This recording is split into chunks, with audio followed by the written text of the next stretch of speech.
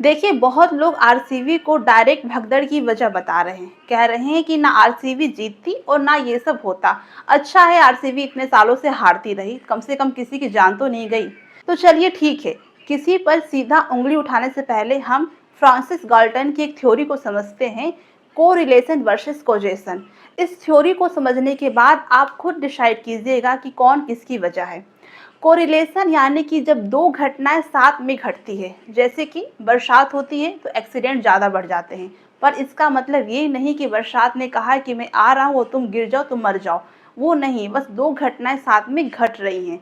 दूसरा है कोजेशन, यानी कि किसी घटना का सीधा प्रभाव दूसरे घटना पे। जैसे कि कोई इंसान लगातार 10 साल से सिगरेट पी रहा है, अब उसको फेफड़े की प्रॉब्लम हो रही है, तो उसकी वजह है क्योंकि उसने सिगरेट पी है। यानी सिगरेट पीना उसके कैंसर होने की वजह है। तो ये कोजेशन हो गया। इस थ्योरी की हेल्प से हम इस भगदड़ की घटना को समझते हैं। आरसीबी 17 साल के बाद जीती।